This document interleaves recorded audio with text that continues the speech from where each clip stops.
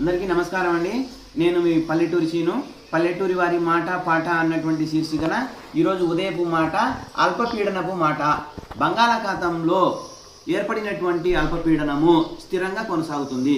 హిందూ మహాసముద్రము శ్రీలంక పరిసర ప్రాంతాల్లో నైరుతి బంగాళాఖాతంలో ఏర్పడినటువంటి అల్పపీడనము స్థిరంగా కొనసాగుతుంది. ఇది పశ్చిమ వాయువ్యంగా పయనిస్తుంది. ఇలా పశ్చిమ వాయువ్యంగా పయనించేటటువంటి క్రమంలో బలపడి తీవ్ర అల్పపీడనంగా రూపాంతరం చెంది తమిళనాడు వైపుగా వచ్చేటటువంటి అవకాశాలు ఎక్కువగా ఉన్నాయి. ఇది మొదటి అల్పపీడనం. ఆ తర్వాత ఈ నెల 21వ తేదీన ఆగ్నేయ బంగాళాఖాతంలో మరొక అల్పపీడనం ఏర్పడనుందని ఐరోపా వాతావరణ శాఖ వారు తెలిపారు.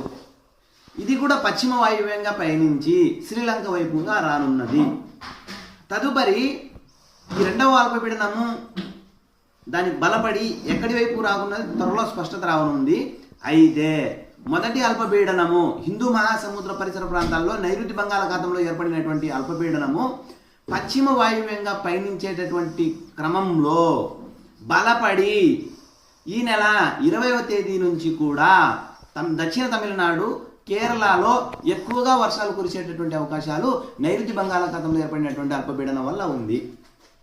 ఆ తర్వాత అది శ్రీలంక వైపు తమిళనాడు వైపుగా రానుంది. కాబట్టి ఈ నెల 21వ తేదీ నుంచి 20వ తేదీ నుంచి 3 రోజుల పాటు రాయలసీమలో, 21వ తేదీ నుంచి 2 రోజుల పాటు దక్షిణ కోస్తాలోని నెల్లూరు ప్రకాశం జిల్లాలలో వర్షాలు కురుస్తాయి.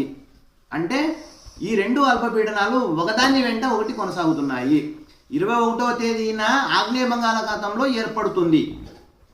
20వ తేదీన ఈ ఇంతకుముందు ఏర్పడినటువంటి అల్పపీడనము అంటే నైరుతి బంగాళాఖాతంలో ఏర్పడినటువంటి అల్పపీడనము స్థిరంగా కొనసాగుతూ శ్రీలంక వైపుగా తమిళనాడు వైపుగా రానున్నది. అయితే రెండు అల్పపీడనాలు కూడా అంటే నైరుతి బంగాళాఖాతంలో ఏర్పడినటువంటి అల్పపీడనము, ఆ తర్వాత ఆగ్నేయ బంగాళాఖాతంలో ఏర్పడినటువంటి అల్పపీడనము రెండూ కూడా పశ్చిమ వాయువ్యంగా పయనించి శ్రీలంక వైపుగా రానున్నాయి. ఈ శ్రీలంక వైపుగా రానున్నటువంటి క్రమంలో తమిళనాడు, దక్షిణ తమిళనాడు, కేరళలో ఎక్కువగా వర్షాలు, రాయలసీమ, దక్షిణ కోస్తాలో ఓ మోస్తారు వర్షాలు కురిసేటటువంటి అవకాశాలు ఉన్నాయని వాతావరణ శాఖ వారు తెలియజేస్తున్నారండి. ఇది అండి ఈరోజు ఉదయపు మాట. ధన్యవాదములు.